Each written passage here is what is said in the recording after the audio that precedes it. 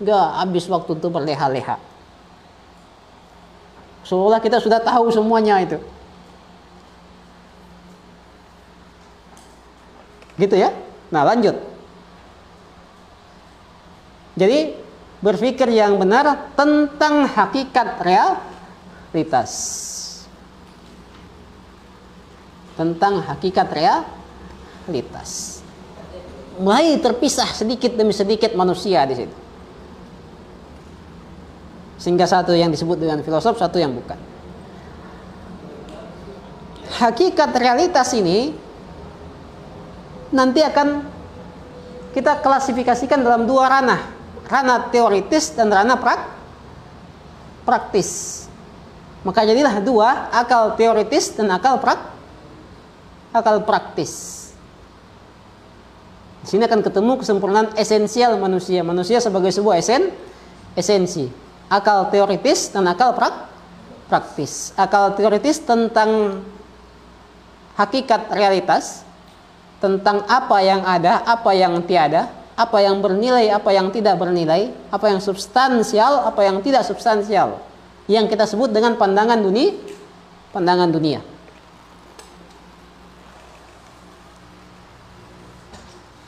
Jadi dicatat ya, kita berakal untuk berpikir yang benar tentang pandangan dunia yang benar dan ideologi yang benar. Pandangan dunia akal praktis, akal teoritis, ideologi akal praktis. Jadi kesempurnaan akal manusia ketika dia beroleh pandangan dunia yang rasional dan ideologi yang rasional. Di sini manusia sudah semakin terpisahkan dan semakin sedikit saja yang melalui jalur ini untuk menemukan pandangan dunianya yang rasional dan ideologinya yang rasional. Di sini sudah kita berfilsafat di situ. Memikirkan eksistensi tadi di awal yang dibahasakan Bung Rashid. Memikirkan tentang apa yang ada. Artinya kita sedang mencari pandangan dunia rasional. Itu sudah filsafat. Jadi urgensi filsafat, kalau kita lihat keterkaitan antara ilmu-ilmu rasional, logika, filsafat, dalam merealisasikan kesempurnaan substansial manusia adalah tadi itu. Kesempurnaan substansial manusia adalah menemukan, adalah mengaktualnya akalnya dari sisi teoritis dan praktis yang ditandai dengan lahirnya pandangan dunia rasional dan ideologi rasional. Itu kesempurnaan substansial, esensial. Itu hanya mungkin jika apa? Jika akal kita terbebas dari kesalahan berpikir.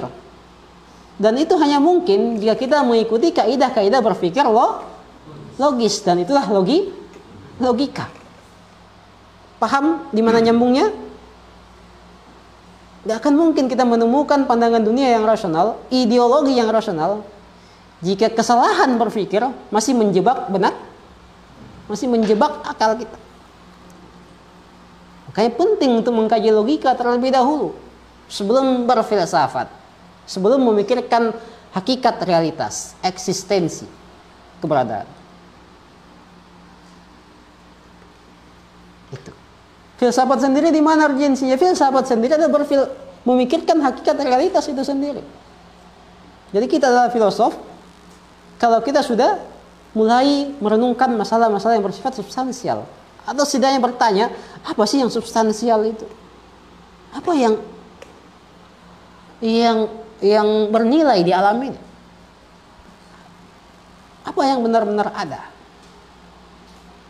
Itu sudah mulai berfilsafat itu. Sebelum ke situ harus tuntas dulu logika agar tidak terjebak pada kesalahan berpikir. Dan harus tuntas epistemologi agar apa? Agar kita bisa mengevaluasi hasil pikiran kita dan hasil pikiran orang lain yang disuguhkan pada kita dengan neraca kebenaran. Epistemologi menyajikan neraca kebenaran. Yang dengan neraca ini kita mengevaluasi semua isme-isme yang ada. Bahkan pikiran kita sendiri. Benar atau tidak? Itu urgensinya ilmu-ilmu rasional itu. Membantu manusia dalam menemukan pandangan dunia yang rasional dan ideologi yang rasional. Ini masih wilayah pengetahuan. Pandangan dunia ideologi itu ranah pengetahuan itu. Yang ketika ranah pengetahuan ini diwujudkan dalam tindakan, maka jadilah tindakan rasional. Tindakan rasional itu dari mana sih lahirnya? Tindakan rasional lahir dari ideologi rasional. Ideologi rasional turun dari pandangan dunia rasional. Ini semua ada keterkaitannya. Pandangan dunia, ideologi, tindakan.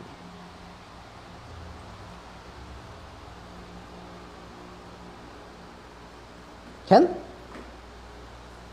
Kalau pandangan dunia kita irasional, kita mengatakan di pandangan dunia bahwa keberadaan identik dengan yang terlihat, maka kita akan mengatakan bahwa yang ada adalah yang terlihat. Di ideologi, niscaya kita akan mengatakan bahwa niscaya hanya ada. Jadi ideologi itu berisikan perintah-perintah itu. Apa yang harus dilakukan, apa yang tidak harus dilakukan. Apa yang harus dilakukan itu sejalan dengan apa yang kita anggap ada. Di ideologi materialistik tidak akan mungkin ada perintah untuk menyempurnakan jiwa yang non materi. Kenapa? Karena di pandangan dunianya yang non materi itu tidak ada. Gitu. Jangan bicara pahala kepada mereka. Jangan bicara tentang hal-hal di luar yang terlihat kepada mereka. Nggak ada. Tapi jika di pandangan dunia kita meyakini bahwa di balik materi ada sesuatu yang lebih layak untuk dikejar, yang bersifat non materi, maka di ideologi akan ada perintah untuk mengorbankan yang materi demi non. Jika di pandangan dunia kita mengatakan bahwa jiwa itu lebih utama dari raga, maka di ideologi akan ada perintah untuk mengorbankan raga demi jiwa. Tapi jika di pandangan dunia kita mengatakan bahwa ragalah yang bernilai, maka di ideologi kita akan diperintahkan untuk memberikan kesempurnaan pada raga walaupun dengan cara-cara yang melanggar etika. Di ideologi akan terdapat perintah untuk korupsi. Demi apa? Demi bermobil mewah secara cepat. Karena kita melihat raga sebagai kesempurnaan. Itu.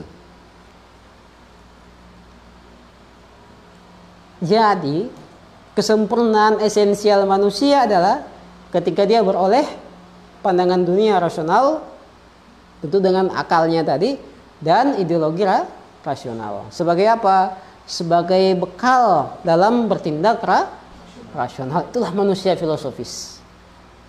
Manusia aktual. Manusia itu ada dua sebenarnya. Ada manusia aktual, ada manusia potensial.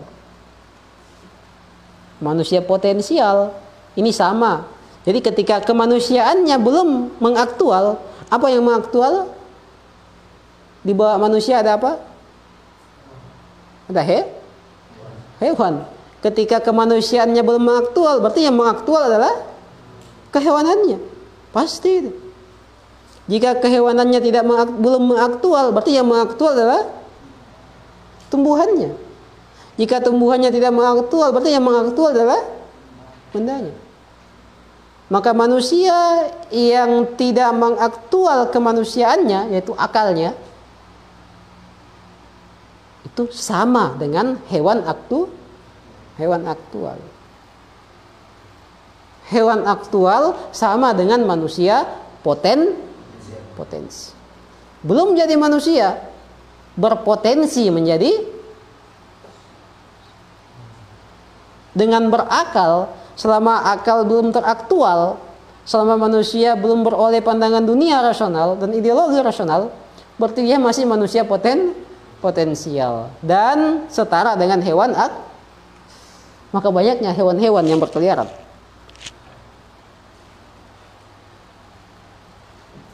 Ini kalau kita menerima akal sebagai diferensia manusia.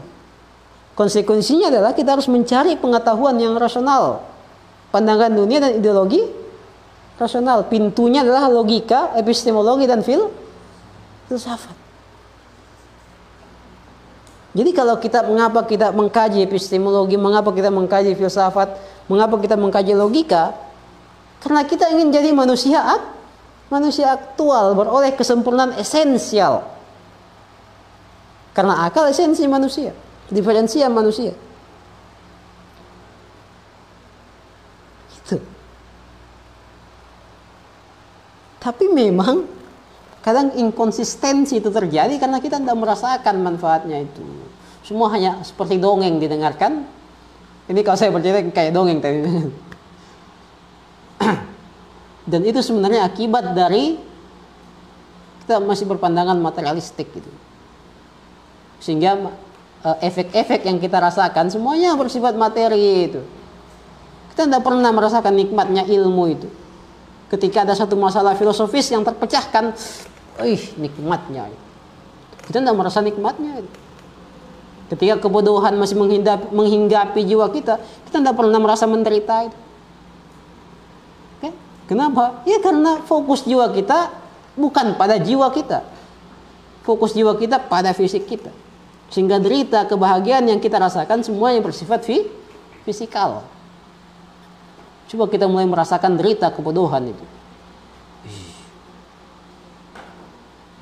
Maka tidak lagi inkonsistensi.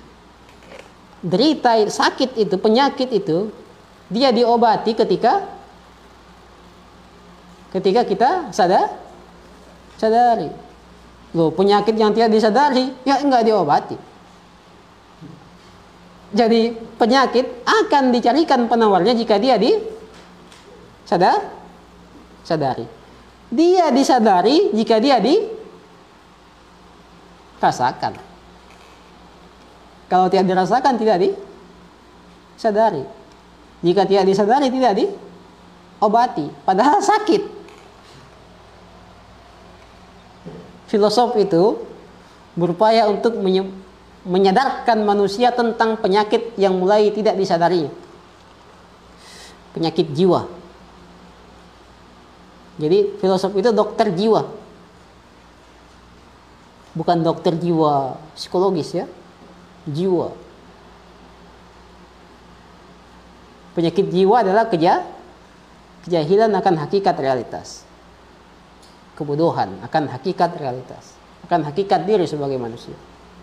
Penyakit jiwa itu. Manusia tidak menyadarinya, tidak merasakannya. Makanya tidak menggubrisnya. Padahal sudah sangat akut itu. Dan menular seperti virus. Penangkalnya adalah berpikir rasional. Berfilsafat. Itu. Oke? Paham alurnya ya? Kesempurnaan esensial ya? Paham enggak?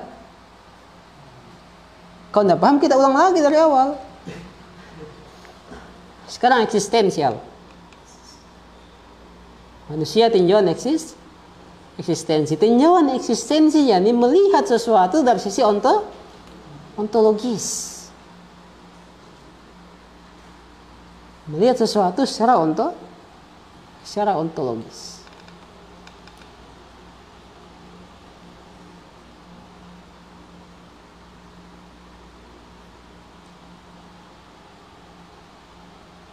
Olehnya itu kita mengkaji wujud manusia ini wujud yang seperti apa ini.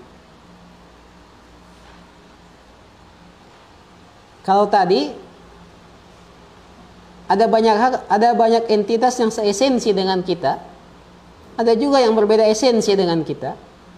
Tapi walaupun begitu, boleh jadi kita sama-sama satu eksistensi, berada pada satu level eksistensi yang sama. Jadi identitas wujud kita sama dengan identitas wujud mereka. Nah, wujud itu kan terklasifikasi jadi dua itu. Ada wujud tak terbatas dan ada wujud terbatas. Ada wujud mungkin, ada wujud wajib. Nah, kita wujud apa? Atau alam misalnya, tingkatan wujud. Ada alam akal, alam mitsal, ada alam mate. Kita berada di alam yang terendah. Di bawahnya sudah kegelapan itu, ketiadaan. Sialnya manusia, dia berada di bawah alam yang paling rendah bersama dengan bebatuan, pepohonan, hewan dan semacamnya. Jadi kalau ingin ditanya misalnya dari sisi eksistensi, kalau dari sisi esensi kita sama-sama nah, dari sisi eksistensi kita ternyata sederajat, seeksistensi, berada di level eksistensi yang sama, yaitu sama-sama wujud materi, sama-sama wujud mungkin, sama-sama wujud terbatas. Ibaratnya itu kita semua seperti buih-buih di lautan itu.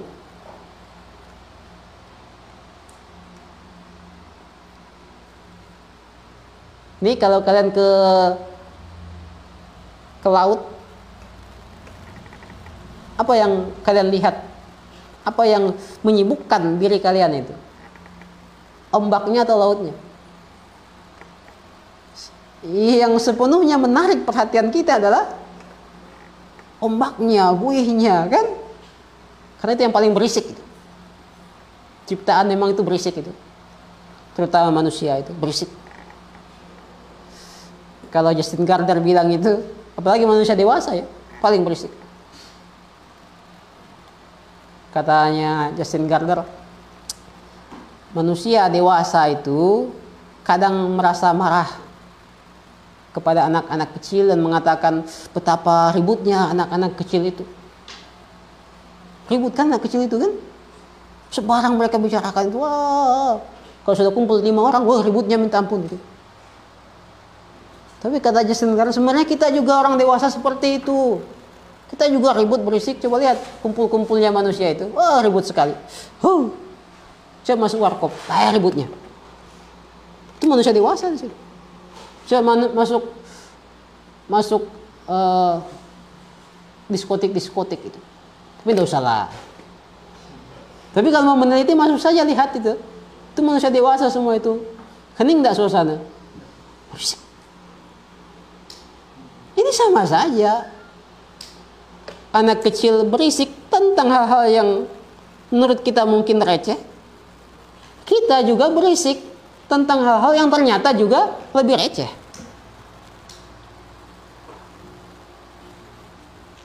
Mereka berisik tentang hal-hal yang sesuai dengan pengetahuannya. Kita berisik masih sama, cuman beda modelnya. Tapi begitulah manusia seperti ombak itu di lautan itu, berisik sekali itu. Sampai-sampai melalaikan kita dari lautan. Seolah-olah lautan itu nggak ada, yang ada hanya ombaknya itu, saking berisiknya itu. Begitu juga, saking berisiknya kita ini, sampai-sampai kita lupa bahwa kita punya jiwa. Sampai-sampai kita lupa bahwa kita ada. Saking ributnya di luar sana itu. Problem-problem di luar sana itu. Sampai-sampai kita lupa bahwa kita ini ada sebenarnya. Karena kita fokus sama di luar. Lupa pada diri. Ternyata saya ada ya.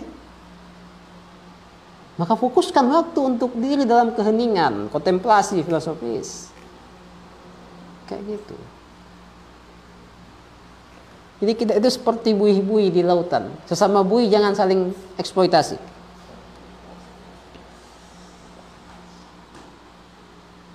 Makanya tadi ini kita satu level deh. Level materi, level terendah.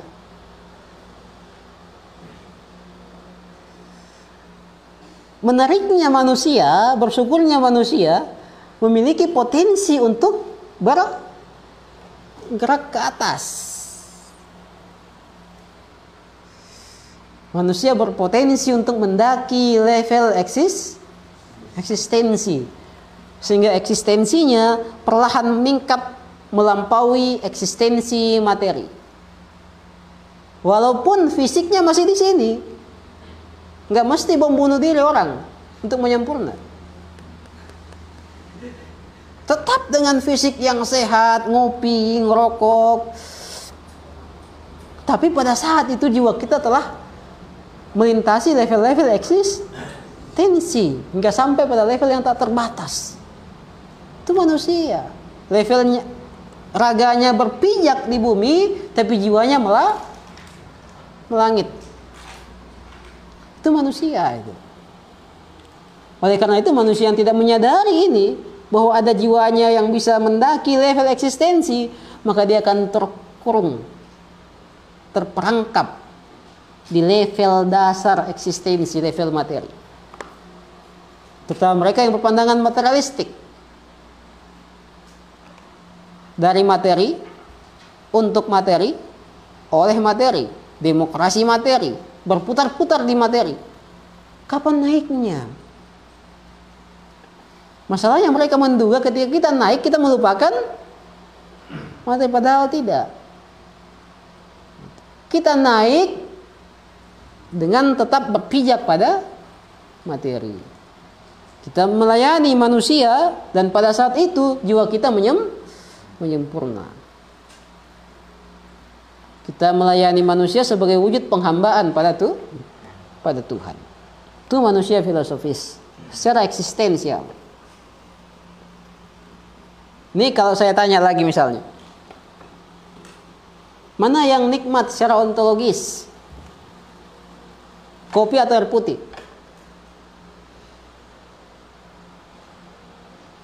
Hah? Ayam panggang atau perkedel? Kalian pilih mana kalau saya kasihkan di situ? Sama-sama level materi. Yang nikmat itu adalah yang non materi, lebih nikmat dari yang materi. Kalau masih berada pada level materi, semuanya sama, kenikmatan materi. Belum filsafat. Makanya si Pramudia itu mengatakan sudah ngantuk ya, nanti tambah kopinya lagi. Sudah jam berapa?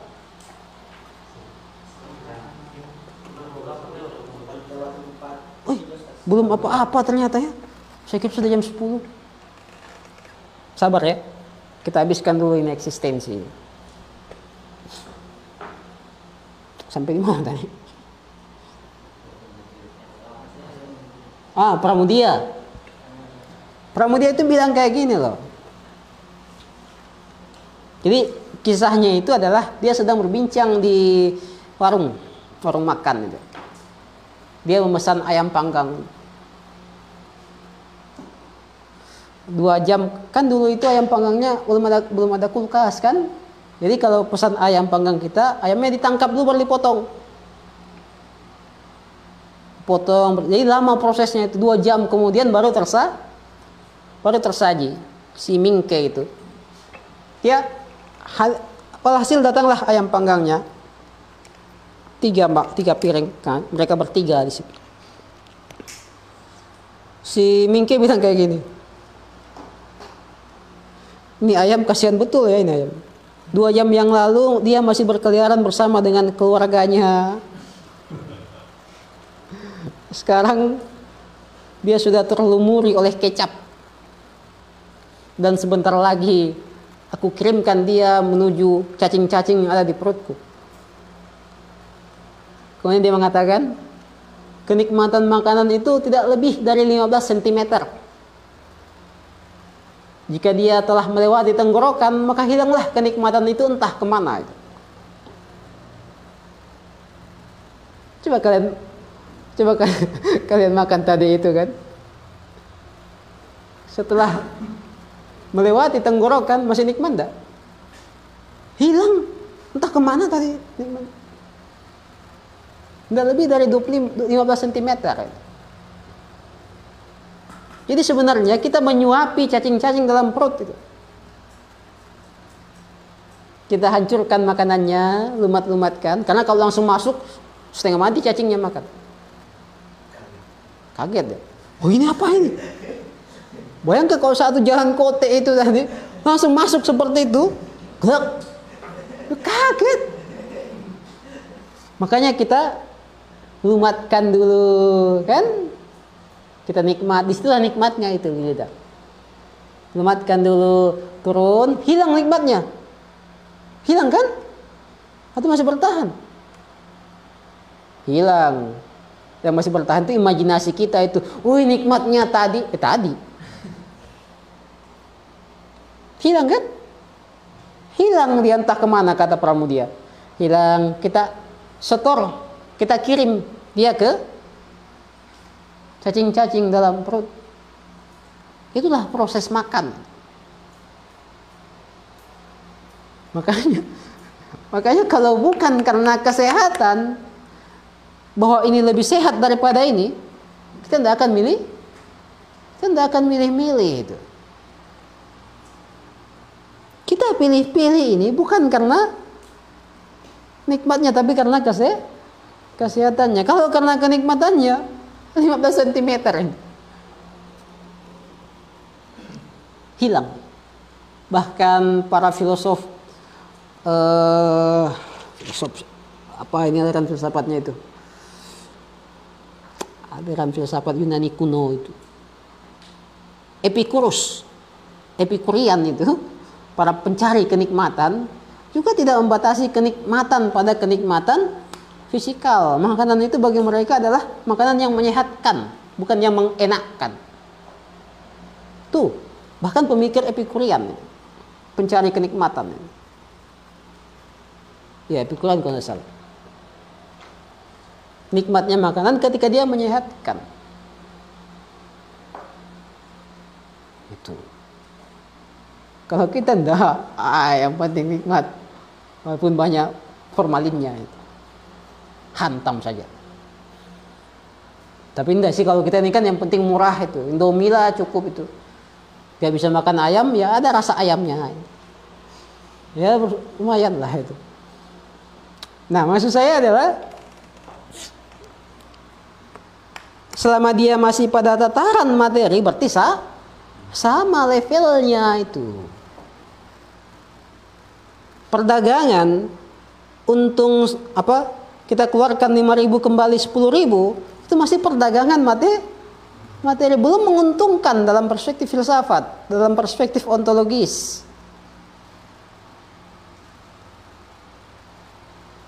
Filosof itu pedagang meta materi. Dia mengeluarkan materi dan mendapatkan non materi. Adapun materi yang juga ikut itu bonus. Bukan tujuan utama. Kan? Itu baru. Kenapa? Karena kita mendaki tangga eksis, dan pendakian tangga eksistensi ini hanya mungkin dengan gerak penghambaan. Gerak harmonisasi. Tidak akan ada gerak perfeksi tanpa ada gerak harmonisasi. Kesempurnaan tidak relevan dengan eksploitasi. Dan gerak harmonisasi adalah gerak penghambaan. Jadi kesimpulannya, kesempurnaan substansial manusia ada dua. Satu, kamalul mahwi, kesempurnaan esensial. Dua, kamalul wujudi, kesempurnaan eksistensial. Jadi perhatikan klasifikasinya. Saya tulis di mana, kalian tulis di benak kalian. Kesempurnaan substansial itu ada dua, esensial dan eksistensial. Yang esensial ada dua, teoritis dan praktis. Teoritis pandangan dunia rasional, praktis ideologi rasional. Ke bawah. Yang eksistensial adalah gerak harmonisasi, yaitu tindakan rasional. Sederhananya di mana? Kesempurnaan substansial manusia dilihat dari pengetahuan rasional yang mewujud dalam tindakan rasional. Itu manusia filosofis.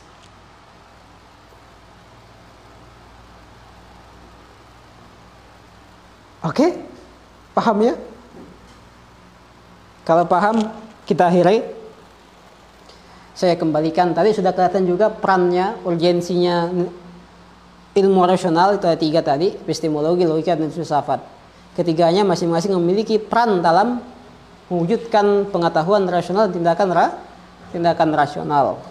Saya kembalikan ke Bung Rosyid. Kalau ada pertanyaan silakan ditanyakan. Kalau tidak ada, kita istirahat sejenak lagi, kemudian kita bincang-bincang santai lagi. Ya, itu saja. Saya kembalikan. Billahi taufiq wal hidayah. Assalamualaikum warahmatullahi wabarakatuh.